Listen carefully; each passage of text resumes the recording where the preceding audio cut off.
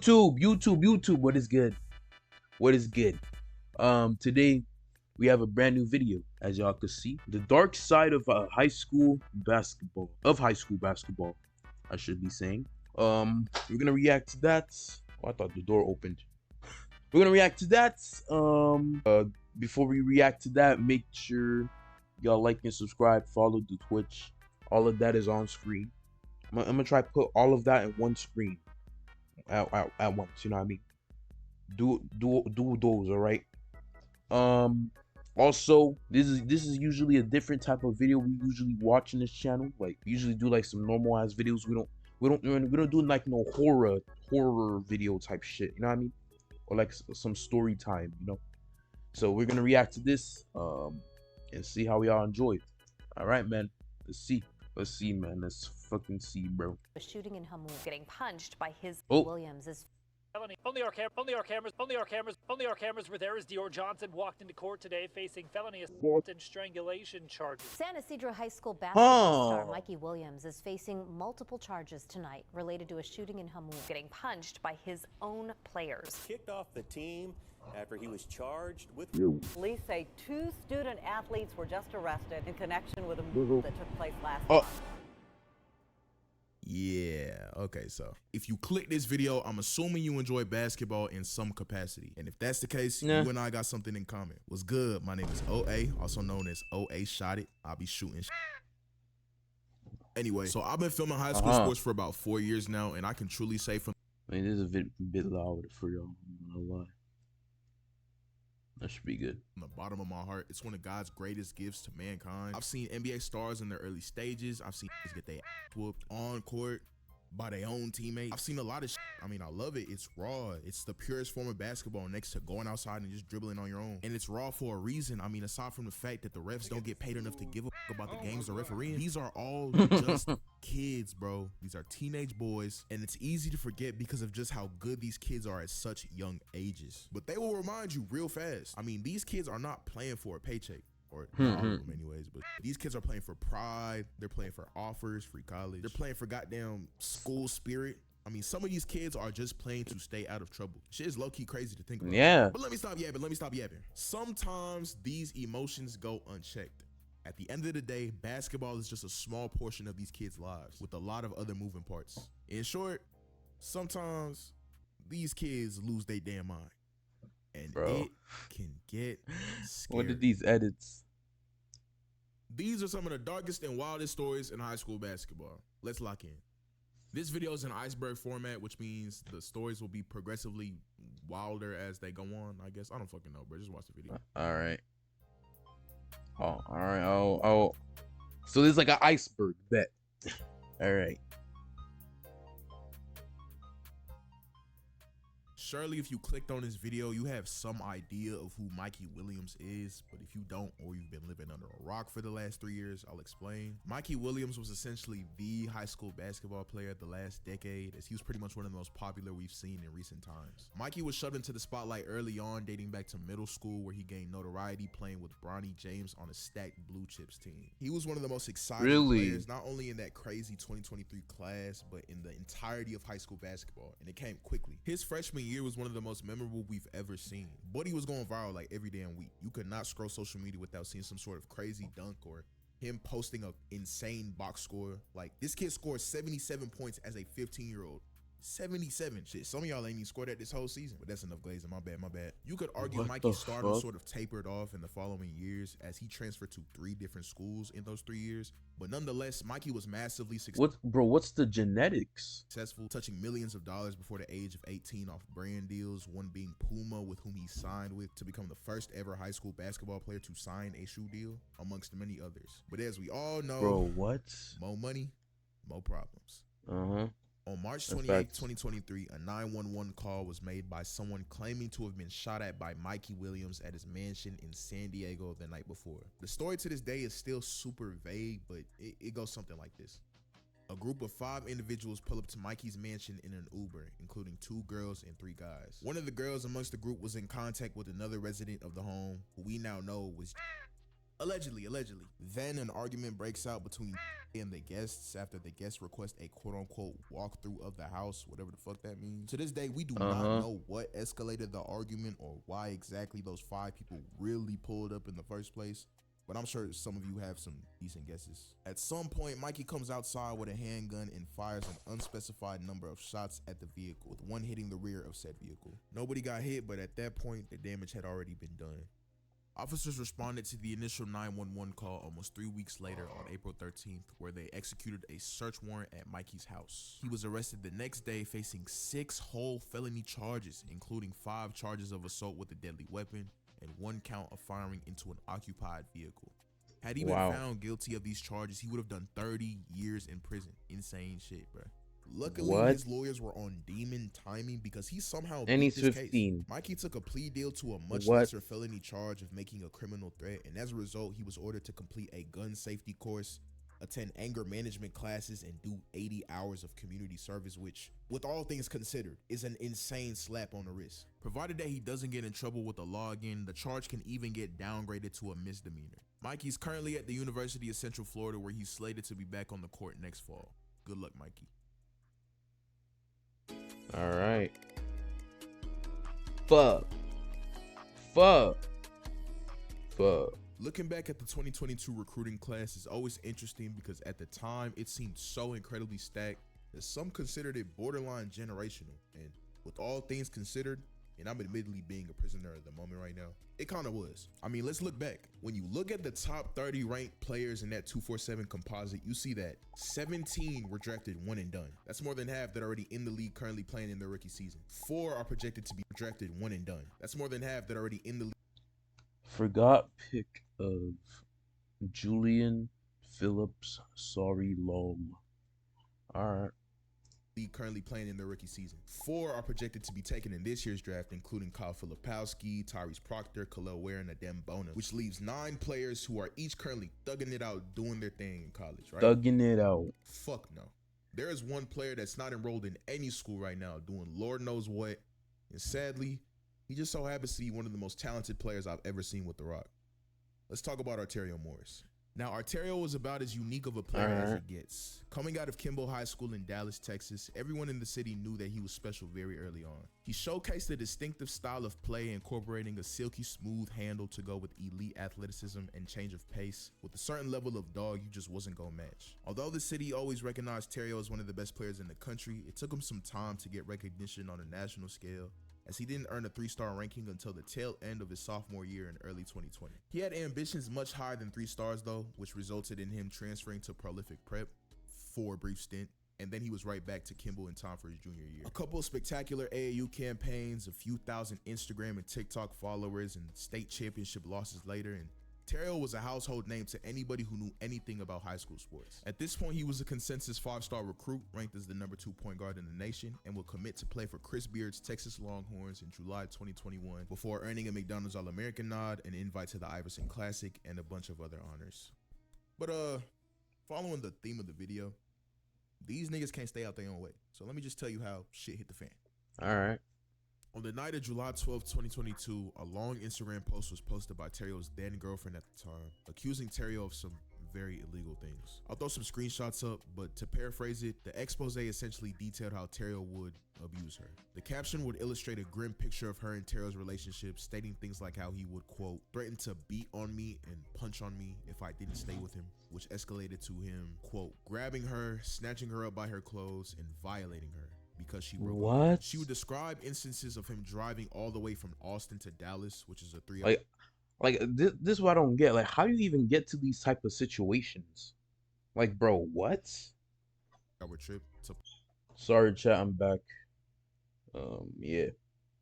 Pop up at like I was saying, like, how you even get to these situations, bro? Like, holy shit. Her place of work and argue. A separate instance told of a time where Terrio came to her job, threatened to break her car windows, managed to take her keys and throw them in a ditch so she couldn't leave. The final straw came when Terrio, quote, grabbed her by the left wrist and pulled her up off the bed, and then grabbed at her sports bra near her chest and pulled, which caused a, quote, 3-inch long abrasion on her neck. What? I get the point. Shortly after this incident, 911 was called to the house. According to the affidavit, during initial Bro, questioning, Terrio told abrasion? police that there was no physical contact made between him and the victim, essentially telling police he didn't touch her. However, after police saw the bruises on the victim's neck, Terrio quote-unquote altered his initial statement, which is obviously a big-ass no-no. He was then placed under arrest and charged with assault causing bodily injury to a family member, a Class A misdemeanor. According to the Post, she would then file a restraining order on Terrio, which was easily granted. The protective order stated that he was not allowed to contact her nor be within 500 feet of her, and that any violation would be an automatic felony. But that didn't really stop anything. Now, according to the caption, it's not really clear in which order these events took place, but in the post, she would include videos of Terrio being put in cuffs and arrested by police, audio recordings of him making threats toward her, screenshots of him brandishing a gun, and text messages between the two, amongst other things. It hit social media like a typhoon, quickly spreading and becoming the topic of discussion amongst Dallas residents and high school basketball fans alike. The most inquiring minds belong to Texas Longhorn faithfuls though, not only for the obvious concerns with the allegations surrounding their brand new 5-star recruit, but one very interesting detail. As I said before, the allegations came out on July 12th. However, Terrio was booked into jail June 2nd. For you smart people out there, that is an entire 1 month and 10-day period where absolutely nothing took place. No statements, no announcements, no suspensions, nothing.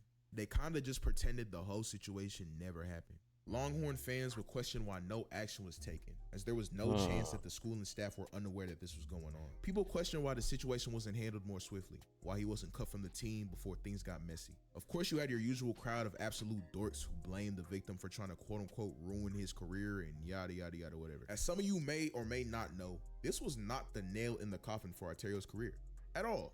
Terrio was able to play a full season afterwards, putting a respectable 4.8 points, 1.4 rebounds, and 0.5 assists per game. He would enter the transfer portal at the end of the season, and well, you know, some other things would happen, but that's a story for another day. Okay. Yeah, today is in fact another day. Basically, the story that I wasn't prepared to share earlier was the fact that Terrio entered the transfer portal and ended up at the University of Kansas. But before the season even started, Terrio had an open case in the state of Kansas for an accusation of rape, and he was subsequently cut from the team. Obviously, it'd be a slippery ass slope for me to talk about it, given the fact that it wasn't like said and done or whatever, and all the facts hadn't yet come out. I think at that point, the only thing released was like an affidavit, and that's obviously not enough to convict a nigga of a crime. He hadn't even gone to trial yet. I would like to go in depth about the details of the accusations, but that doesn't really serve any purpose given the fact that nothing came out of them. But if you are curious, I guess you could just search it up on your own. Nigga, I ain't talking about that shit. But yeah, as of Tuesday, April 9th, the case is now closed. Terrio posted some paperwork on his Instagram basically saying that the case was closed due to a lack of evidence. So, I hope that boy can stay out of trouble, get back on the court, you know what I'm saying? Do his thing. Yeah. Interesting.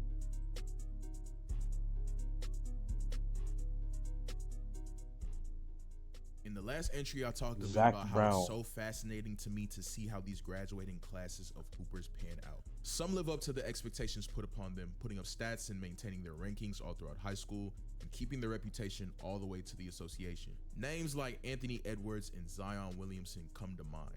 These players are exactly who we thought they were. On the flip side, however, it's very common for kids to be highly touted early on and then fizzle out later. For natural reasons though. Some kids peak way too early. Their peers catch up to them physically, and then they begin to look way less dominant as time passes on. Some players just don't work as hard as they should have, relying on their athleticism instead of developing and improving their skill sets. What isn't as common, however, is being the motherfucker in the class that gets forgotten because you're a crash out.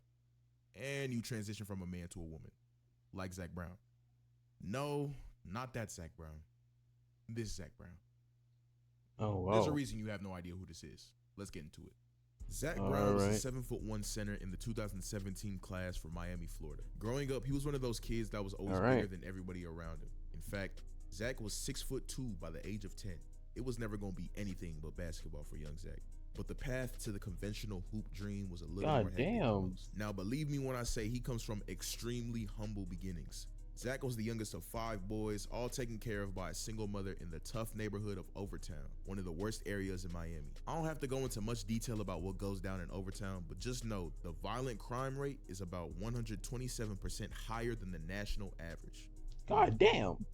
Anyway, Zach and his family lived in poverty, like real deal poverty. It wasn't uncommon for Zach, who again was a big ass kid, to wear clothes that were several sizes too small. He and his brothers were no strangers to making ends meet, as they would commonly steal food and clothes when things got sparse.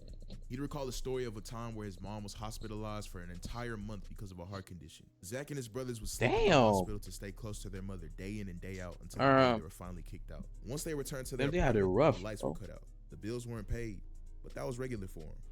At the age of 12, the state took custody of him and his brothers after his mother failed a drug test and was deemed unfit to be a parent. The judge over the case claimed their living situation was, quote, one of the worst he'd ever seen, with not much further details, so we can only imagine what exactly was going on in that home. After bouncing around from foster home to foster home over and over again, they'd be sent to live with their aunt, which would stand to become a blessing in disguise. By this point, Zach was 6'5" in the 7th grade, but had never played a game of organized basketball in his life, nor did he have any interest in doing so. It was only when his aunt's neighbor saw how physically imposing he was at such a young age, probably thinking to himself, why your big ass not playing basketball, and referred him to Michael Littman, the owner of a now defunct EYBL team called the South Beach All-Stars, that his life would change for good. Littman would convince Zach to play for his team, but there was much work to be done, as Zach was about as coordinated as a baby giraffe. But Zach showed work ethic and promise, and by the 8th grade, he'd already become one of the best prospects in the country. Life would change off the court too, as he would move in with Littman and become an adoptive member of the family. Although his new home, located in the tranquil upper-class neighborhood of Cocoa Beach, was only 10 minutes away from his old home in Overtown, to Zach, it might as well have been a completely different side of the planet. Fast forward a little later, and Zach is a 5-star recruit averaging 19 points, 17 rebounds, and 8 blocks per game, with offers from schools like Virginia, Miami, Kentucky, and UConn, the latter of which he would commit to later on. This is about as good as it would get for Zach, though, as the next year or so of his life would be the most tumultuous sequence of self-inflicted bullshit I've ever heard of in my life. The first domino fell in January 2016 when Zach transferred to Putnam Science Academy, a prep school about 20-ish minutes away from the UConn campus. On the surface, the transfer made a lot of sense. Zach had just committed to UConn. Why wouldn't he take the opportunity to play at one of the better prep schools in the country while getting himself acclimated to the environment he'd be living in preparation to go to the league? Well, the reason Zach left in the first place wasn't that cut and dry. Right before he moved, Zach had gotten into an on-court altercation during a game in late December. To keep it sweet, hands were thrown. Littman was quoted saying that Zach didn't start the fight, claiming he was provoked, but it didn't matter because Zach for damn sure finished it. The suspension was indefinite, right in the middle of what was essentially crunch time for most teams trying to make a playoff push, and Zach's 28 points, 15 rebounds, and 9 blocks per game would not be easy to replace. I'd like to make it clear that getting into one fight doesn't make you a crash dummy or a menace to society or anything like that, and it's not an indictment on one's character, especially if you were provoked like Zach's guardian claimed he was. However, it would happen again. Zach, after only being at PSA for a grand total of 2 weeks, would get into another on-court fight. This time around was a little more serious. Putnam had a strict no-fight policy which would effectively end his stint at the school for good. Damn. Zach will move back to Miami, which was seemingly becoming a more toxic environment for him between family problems and increasing concerns surrounding him maintaining his grades. To add insult upon injury, he would decommit from UConn, and you can't see me, but I'm doing air quotes, on the 5th of May. Now this is where it gets crazy. 3 weeks later on Memorial Day, the news broke that Zach had been arrested facing charges of armed robbery, 5 counts of credit card fraud, and multiple counts of robbery by sudden snatching, according to Metro-Dade Police. Let me explain something to y'all. This nigga basically got hit with a RICO. This dude, on multiple occasions, was going into stores, taking merchandise, and using stolen credit cards. We have now officially entered crash out territory. Zach will post a $25,000 bail and was out soon after. This resulted in Michael Littman, his one-time guardian, severing ties with him, and he would subsequently reunite with his mom and brother back in Overtown. Now, in most cases, this would essentially be career ending. Zach's baggage was becoming a little too much to bear, and between 2 on-court altercations just like that, and bro. armed robbery, just like that, your career is just finished, just like that, bro. Like it's easy. It's literally easy for you to like fucking. I don't know, man. It seemed like Zach's story was coming to an ugly ass ending. However, he was thrown a lifeline. Zach's cases were dropped following a lack of evidence, and he was focused on getting back on the court and getting his life back on track as soon as possible. All the shenanigans caused him to slide in the rankings, so he dropped the star, but he was still a 4-star, ranked the number 9th center in the class of 2017, and he still had undeniable talent. And although UConn didn't see him as a part of their future, plenty of college coaches did. He would commit to St. John's University on July 21st, 2016. Things were looking up for young Zach. And then they weren't. Zach would enroll at Sarasota Prep for his senior season. For some reason, he didn't stick there either and would transfer to Calusa Prep in October, which would be his final high school. Now, if you're keeping track, that's 4 schools in less than a year. Never a good sign. But anyways, Zach would fly under the radar and sign his letter of intent with St. John's in November. He managed to stay out of the news until January when, you guessed it, he was arrested again for robbing a Walgreens. He was waiting in line and out the blue reached into the cash register, grabbed money, and dipped. And this time, his big stupid ass was caught on camera. Take a look. Oh my gosh, this nigga.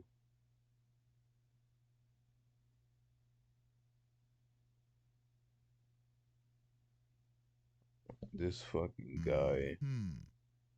So obviously there's a strong lack of discretion with Buddy. You know when you have an intrusive thought that comes and The freedom to decide what you should done.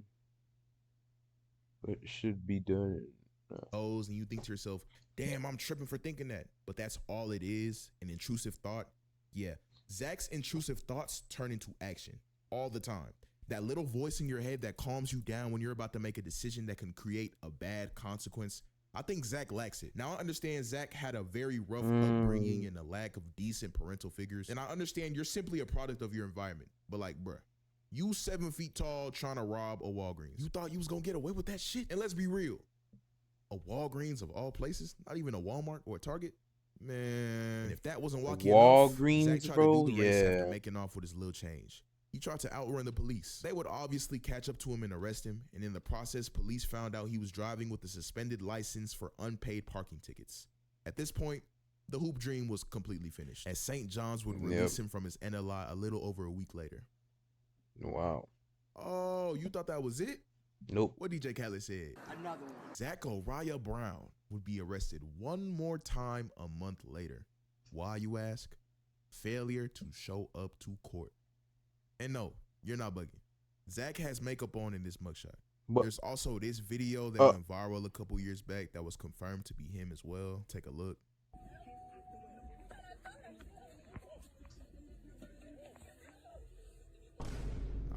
I don't fucking know. Now, obviously, as of today, this story is about 7 years old. What you may the be wondering, whatever became of Zach? Maybe he got his life together, what got the back on the court, fuck? is playing basketball in some capacity. Maybe somewhere in Puerto Rico or Uzbekistan or something. What the fuck? You'd be wrong. Bro. Zach Brown is now Jessica Turberry. We can only hope she's staying out of trouble and living her best life. Well, look at these comments. Look at these horny ass comments. Bro. Future first. Bro. Should have kept to balling. Should have kept to balling. All right, man. Wow. We hope she's staying out of trouble and living her best life. All right. Well then. Wow.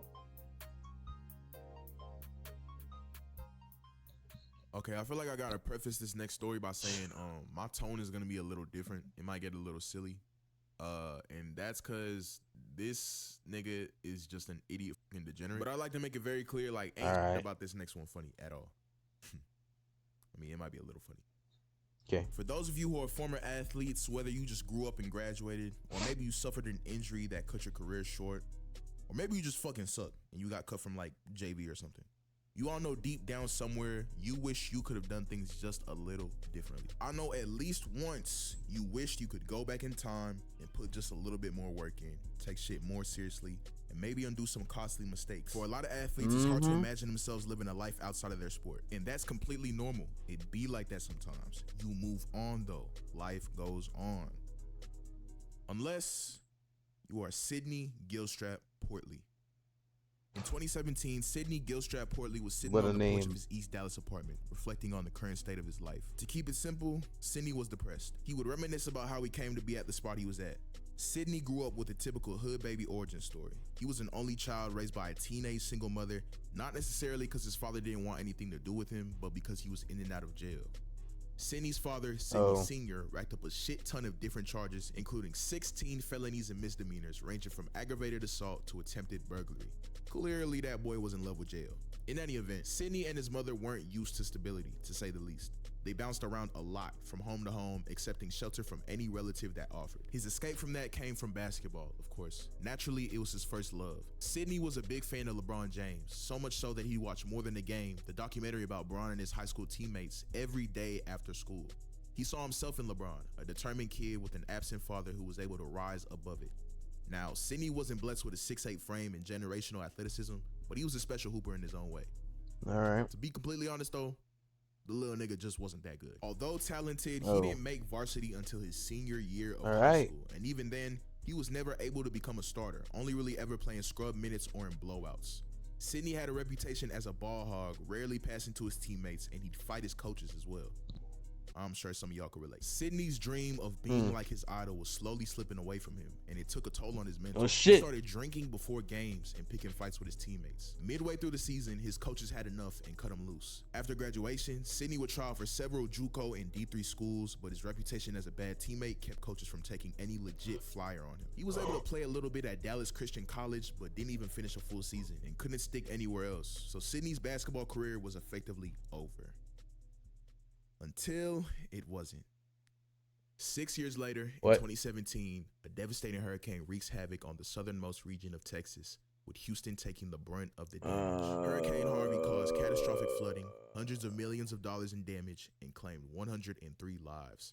It had everybody in the state of Texas's attention. Still stuck in that same spot he was at 6 years earlier, 24-year-old Sydney desperately craved a change of pace. So he did what any other normal person in his position would do. Got a damn job? No. Hit the gym? Nope. Went to church and prayed on it? The mosque? Hell nah. Sydney arrived at Skyline High School in Dallas, claiming he was a 17-year-old Hurricane Harvey refugee from Houston named Rashawn Richardson. Oof. He would request to enroll at the school, fill out the paperwork, and it would work. Sydney would take advantage of the loose restrictions on transfers at the time, put in place to accommodate victims of the hurricane. The school district would take in anybody who claimed to be one, regardless of how much documentation they didn't have. All Sydney had to do was lie and say he lost everything in the flooding, which is exactly what he did. I'm gonna speed up the story now.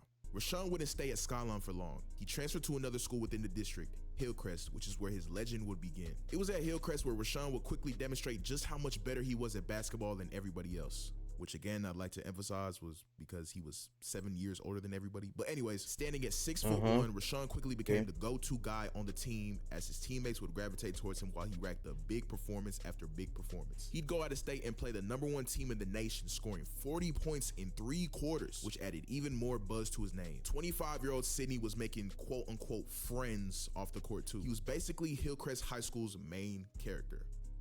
Did I mention the nigga was 25 years old? Gossip started around the school. What the fuck? Sydney didn't look super old for a 25-year-old. Bro, like, what is he doing in the high school, bruh? He damn sure didn't look young. He had the letters S and G tatted on his calves, obviously standing for Sydney Gilstrap, but he would tell kids in the school it stood for shooting guard. No bullshit. He'd have his sister and nephew pull up to games and sit in the crowd, except they weren't his sister and nephew.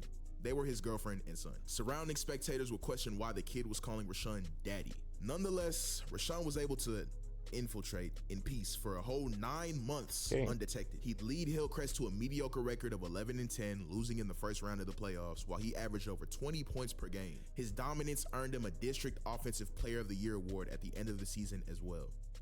The facade would soon come to an end though. Sometime after March 2018, Rashawn or Sydney decided to suit up and play a couple games at a local AAU tournament. For what reason? I don't know. I mean, I'd assume you want to fly under the radar as much as possible. But anyway, he plays at this local tournament, and one of his old coaches who coached him 6 years earlier spots him. You could only imagine what the coach's immediate reaction was. Boy, ain't no fucking way, boy. My God. Boy, ain't no way, boy. Boy, ain't no way, boy. Boy, ain't no way, boy. Boy, ain't no way, boy.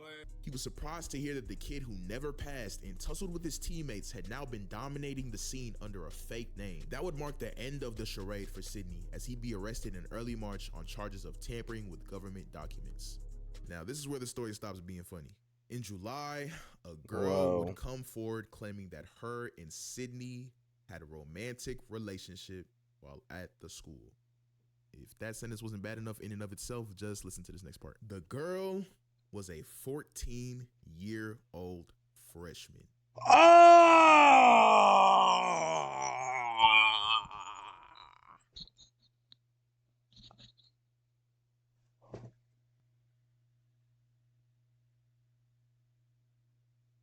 Kill this guy now. Kill this guy now. Yeah. Now, we all knew a couple freak-ass seniors or super seniors that dated freshmen. It was way too common. But this shit is way different. I don't even have to point out the obvious illegality. Sydney put the super in super senior. This fool was a super senior. Oh my January God, of bro. 2019, police arrested Sydney again. An affidavit released by Dallas PD told of the details. Yeah. One day while the 14-year-old girl and the suspect were walking through the locker room, the suspect asked her to kiss him, and so she did. The girl's statement alleges that Sydney courted her over Snapchat and later drove her to a park, kissing her in the car, touching her breasts over her clothing, and asking her to have. Yeah, turn this shit off, bro. Sydney will bail out of Kill jail this again, guy, bro. facing one count Like, of what? indecency with a child, which carries a maximum sentence of 20 years in prison. Of course, he vehemently denied these allegations. In an article published by Sports Illustrated in which they interviewed the victim's mother, she would state, "I called Coach Harris multiple times to find out who Rashawn is and what he was about," she says. Coach said he wouldn't want his daughter to date him. He said he's not a bad kid, but he's had a lot of life. He's almost like an adult. Nigga, I wonder why. I would look at my daughter's phone log and she's up at 2 and 3 o'clock talking to her. Bro. She was so attached to this boy, she said. After the girl learned the truth that the boy she'd been smitten with was less boy than fully grown man, she was devastated. Her mother spoke about how she would cry hearing gossip about the situation around the school.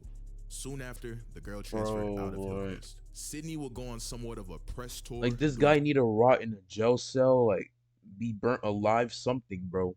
Like, bro. Sit down interviews and dropping a couple, and I can't What make a this fucking up, mixtapes. Not hoop mixtapes, actual mixtapes. And no, I'm not playing none of his songs. Y'all can go find that shit yourself. In one interview, he essentially bragged about the whole situation. Take a look. Hey, you the donkey of the day. For what reason?